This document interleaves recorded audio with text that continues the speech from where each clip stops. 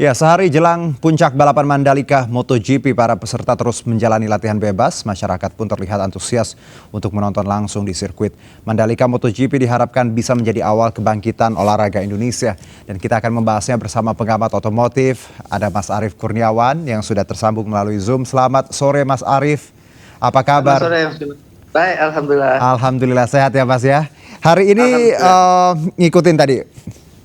Ikut ya Oke. dari FP3 dan Ya. kualifikasi, dan benar-benar FP3, FP4, maksudnya free practice 3 lalu free practice 4 dan juga 2 babak kualifikasi saya ikuti, dan itu benar-benar hari ini penuh drama ya. Ada motor yang kebakar. Iya, betul sekali. Itu momen yang jarang kejadian loh di MotoGP. Itu lalu ada Marc Marquez jatuh, banyak balap Iya, kita jatuh. tahu Jadi kemarin. Penuh kejutan. Jadi ini mungkin salah satu dramanya lah ya untuk MotoGP Betul. Mandalika, dan ya people loves drama, jadi semua suka drama. Jadi ini salah satu bumbu-bumbu yang let's say penyedap. Nah, kalau kita bicara secara keseluruhan Mas Arief, kita tahu ini 25 tahun setelah terakhir MotoGP diselenggarakan di Indonesia. Apa artinya ini untuk Indonesia? Ya, pertama kita yang paling dirasakan itu adalah ya kita harus bangkit dari wabah corona ini, bahwa kita sudah bisa pelan-pelan ya masyarakat bangkit secara keseluruhan ya, apakah kesehatannya mudah-mudahan terus sehat, lalu ekonominya, dan kegiatan hal-hal lain lah yang bisa membuat masyarakat Indonesia selalu produktif ya. Dan tadi saya sudah lihat footage itu, saya senang banget ya ada masyarakat ngantri di mau nonton Mandalika, karena saya kebetulan udah banyak meliput di luar negeri itu.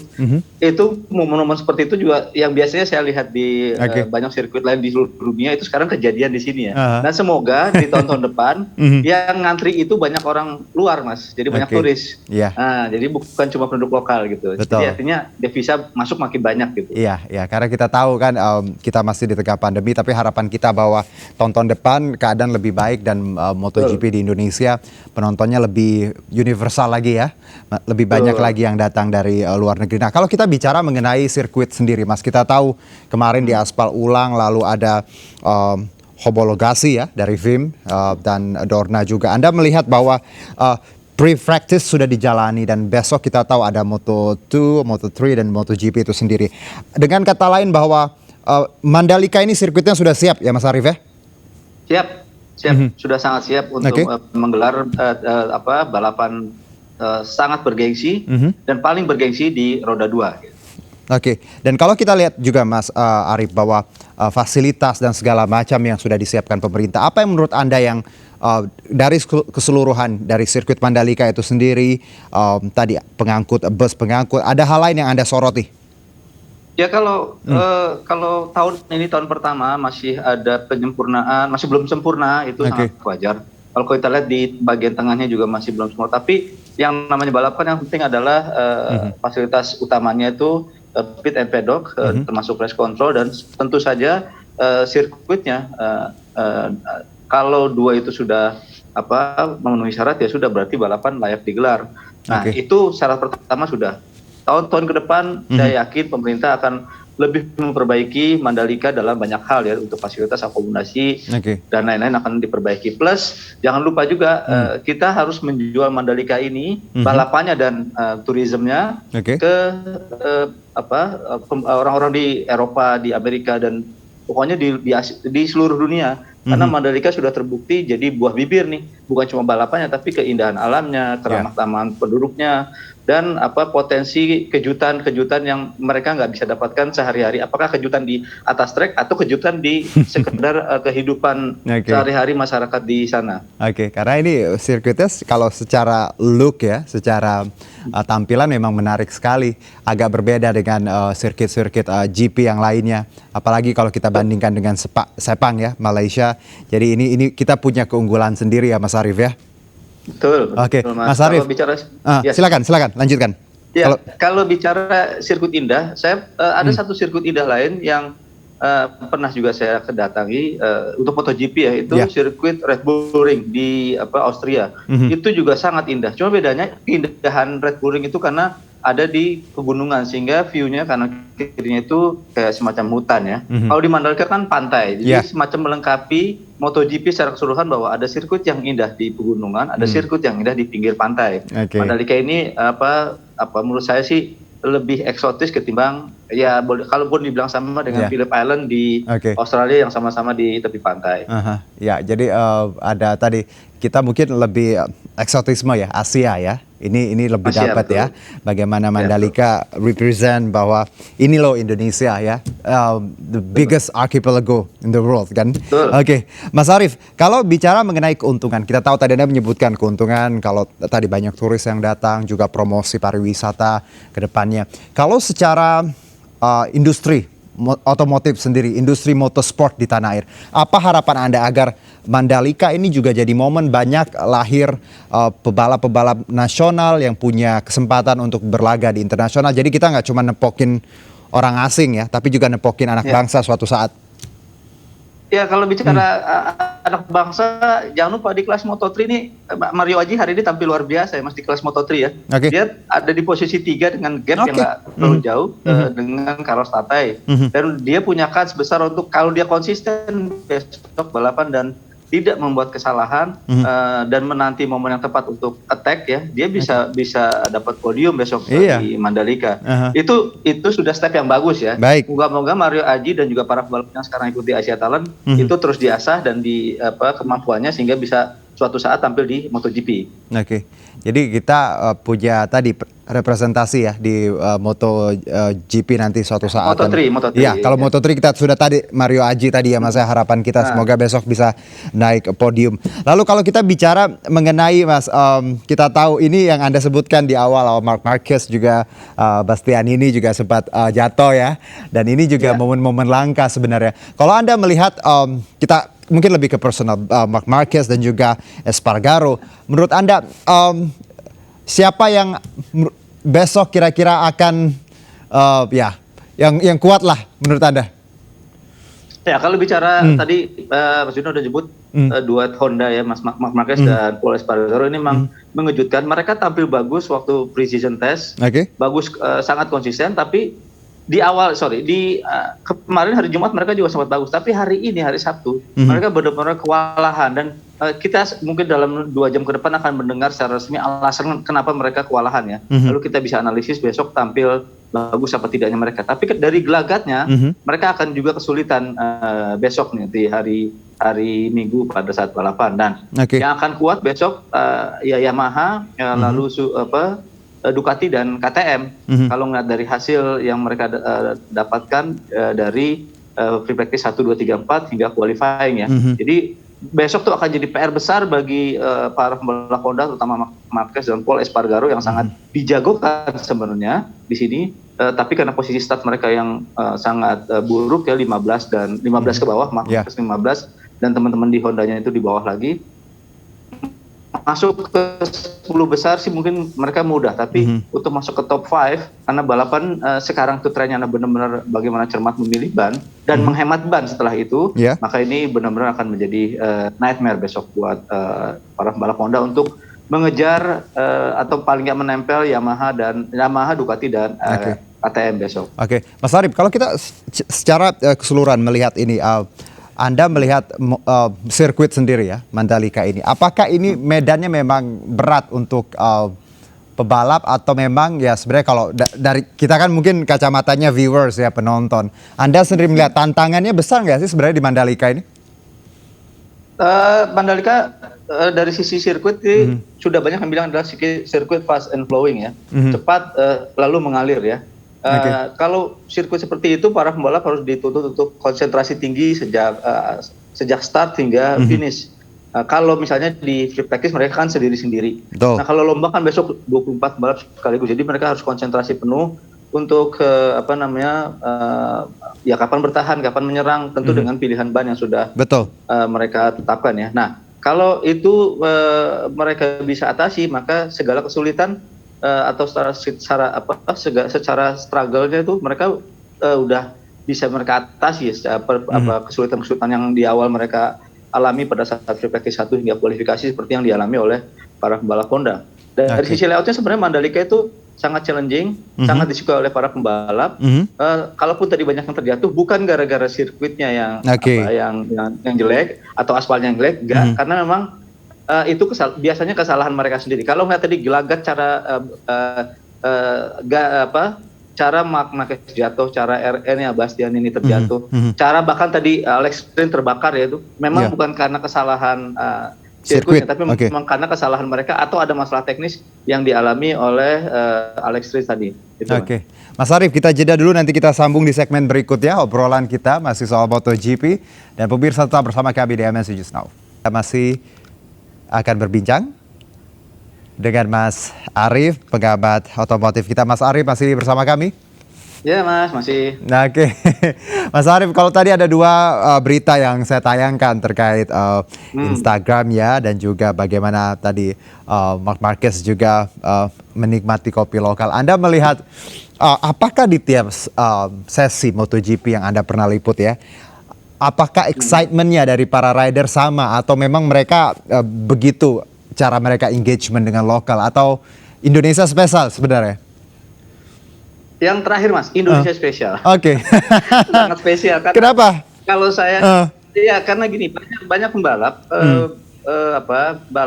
balapan itu kan sebagian besar pembalap, timnya dan juga krunya itu di Eropa ya. Kenapa istilahnya pusatnya lah itu Eropa.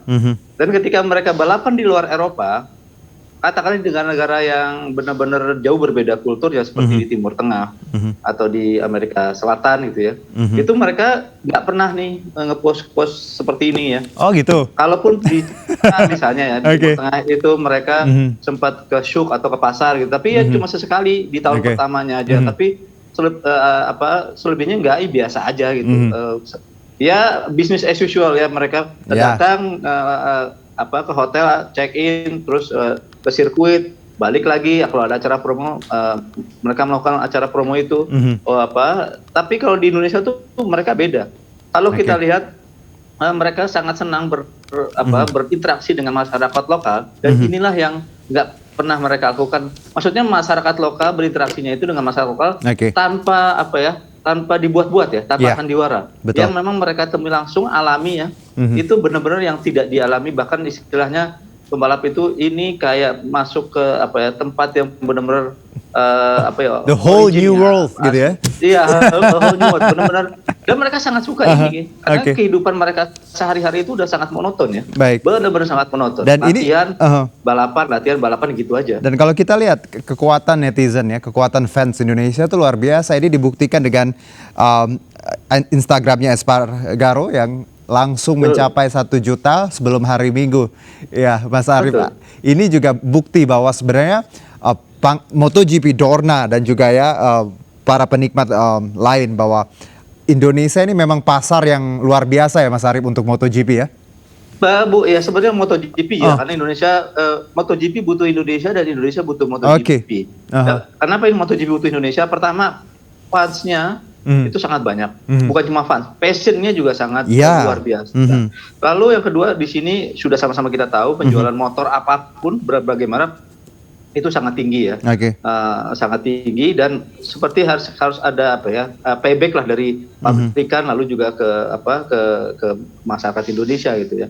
Dan ini benar-benar terjadi ketika ada balapan, walaupun sebenarnya balapan ini kan jauh dari pusat keramaian Indonesia, dalam hal ini kita bilang Jakarta dan Jawa ya, tapi tetap aja tercipta momen-momen seperti ini yang benar-benar tidak bisa dirasakan oleh para pembalap lain kalau tidak mereka datang ke Indonesia. Bahkan kalau kita lihat waktu pre-season test saja udah rame, yang rame juga di balapan ini kan para pembalap Moto2 dan Moto3. Ya nggak mau kalah dengan kakak-kakaknya nih. Mereka juga posting tuh beberapa momen-momen unik ya, momen-momen khas di sekitar sirkuit Mandalika. Mereka sadar bahwa kita fansnya banyak, dan mungkin juga manajemennya ya Mas sadar bahwa engagement di Indonesia luar biasa. Jadi mau nggak mau, kalau mau tadi ingin engagementnya tinggi, pengen follower banyak, pengen dilihat ya, Indonesia tempatnya gitu ya. Betul. Mungkin ada satu kunci lagi kenapa ini bisa terjadi, karena memang kultur para pembalap MotoGP itu berbeda dengan kultur para pembalap F1. Kalau pembalap F1 kan lebih kaku ya, lebih kaku, lebih kayak lebih di apa ya, lebih setir lah, classy gitu ya, ya kelas lah ya gitu ya. Oke. Nah ini kalau MotoGP nggak, mereka benar-benar ini kalau kita lihat ya, dia bisa berinteraksi sama masyarakat, apalagi itu benar-benar nggak bisa ditemui di tempat lain tanpa khawatir apapun ya. Khawatir keamanan mereka, jadi, khawatir benar-benar apa. Saya juga surprise sih, maksudnya mereka sedekat itu dengan fans karena kita tahu mereka adalah tadi bintang lah ya, dan seperti Mas Arief bilang bahwa memang personality MotoGP ini memang orang-orangnya memang sangat easy going ya, sangat easy, benar-benar down to earth dan sangat membaur dengan masyarakat dan sangat membaur, benar. Dan Indonesia suka dengan itu. Mas, tapi menarik kalau Espargaro tadi kan 1 juta followers, terus ada yang nantang lagi di IG bahwa kalau 5 juta tinggalin semuanya ya. I mean like 5 juta followers, motor, helm, jaket. Tapi saya nggak percaya karena yang saya tahu ya, harga satu MotoGP itu 3 sampai 3,5 juta dolar atau sekitar 42 miliar sampai 49 miliar. Nggak mungkin kan motor ditinggalin nanti kalau udah 5 juta follower? Itu pertama, motor itu adalah propertinya tim ya, properti balap. Jadi kalaupun Aleix Espargaro mau memberikan motornya, dia harus izin dulu ke tim Aprilia. Pertama izin dapat boleh nggak, kedua izin dikirim boleh nggak. Kan kalau dikirim itu ada 2 Mas, ya banyak hal lah ini izin sebagai motor. Mas, tapi bener ya Mas ya bahwa harga satu MotoGP itu sekitar tadi 3 sampai 3,5 juta dolar ya? Iya, memang sangat mahal, sangat mahal. Iya, sangat mahal, dan itu karena itu motor bukan motor, itu motor khas ya, motor spesifik hanya dibuat untuk balapan, bukan untuk jalan raya. Dan itu bukan propertinya Espargaro ya Mas ya?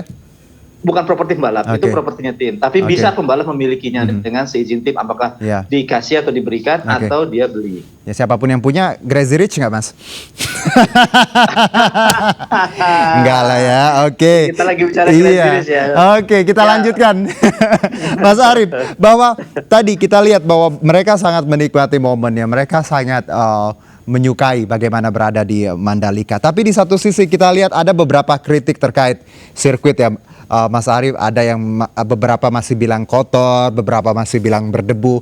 Apakah ini sebenarnya kalau kita lihat landscape-nya kan memang di pinggir pantai dan memang ya kalau kotor ataupun apa ya tiupan angin kalau orang awam melihatnya. Apakah Anda melihat ini juga perlu ada perbaikan agar nanti teman-teman atau rider dari luar negeri ini juga lebih puas lagi dengan kualitas Mandalika sendiri di luar dari tadi sebenarnya sudah baik, tapi ada beberapa yang masih menganggap ini kotor, walaupun tadi yang Marc Marquez kita tahu the baby alien ya julukannya Marquez ini yang jatuh itu kan beliau bilang bahwa bukan karena sirkuit tapi lebih ke bannya dia yang ban belakangnya agak floating karena burnout seperti itu. Nah, Anda melihat bahwa beberapa rider tidak menyalahkan Mandalika sebenarnya, tapi ini juga jadi perhatian kok baru dipakai banyak yang jatuh, banyak yang masih komplain berdebu. Anda melihatnya seperti apa? Komplain itu wajar di sebuah sirkuit ya. Sebenarnya itu kalau ada berdebu atau ada kotor itu semua sirkuit begitu dipakai. Semuanya gitu ya? Pasti seperti itu. Jadi itu normal lah, normal. Jadi tapi komplain ini tidak separah ketika waktu precision test karena itu komplainnya benar-benar berbahaya ya karena menyangkut aspal ya. Kalau ini kan kalau debu apa segala macam tuh relatif komplain yang normal. Biasa, dan saya para pembalap tidak akan terlalu mengeluh, itu memang resikonya kalau balapan di daerah yang tropis seperti di Lombok ini ya. Itu Mas. Lalu kalau kita bicara keseluruhan ya Mas, memang harus sabar. Mandalika itu akan bagus baru 5-10 tahun ke depan lah. Gitu. Dalam artian? Dalam artian gini, sebagai tempat yang benar-benar bagus, rapi gitu ya. Saya ambil ilustrasi gini. Saya waktu ke sirkuit Abu Dhabi pertama kali ya, Yas Marina di Abu Dhabi itu sangat gersang, sangat kotor juga, sangat nggak ada apa-apa gitu kayak in the middle of nowhere ya. Tahun 2009. Tapi sekarang kalau Mas Yuno nanti kesempatan melihat F1 di Abu Dhabi, itu sudah rame, sudah hijau, sudah banyak fasilitas. itu Oke. butuh waktu lebih Iya. dari 10 tahun. Dengan Nah, kata lain Mandalika, bahwa saya ya, pikir sama aja. oke, takes time lah ya Mas ya. Ini baru Next jadi time, benar, kita harus barang sabar. baru. Semua pembalap, Yang saya yakin penting mereka harus juga sabar. kita Indonesia bisa merawatnya karena ini juga kita harus konsisten ya untuk tetap menggelar Betul. MotoGP dengan kualitas Mandalika yang memang tiap tahun harus ditentukan. Mas Arif, terima kasih sekali atas obrolan dan insight dan pengalamannya. Ini kita pas banget ngobrolnya walaupun kita nggak punya MotoGP ya, walaupun kita bukan Crazy Rich, paling tidak kita menikmati ya Mas ya. Betul, Hiburan Mas. luar biasa weekend ini dan tentunya harapan kita semoga ke depan tadi Mario Aji bisa naik podium, who knows, dan ada Amin. banyak lagi anak-anak bangsa yang berkarya ya di Ya. kancah olahraga dunia. Terima kasih Mas Arif. Sama-sama, Mas Dono.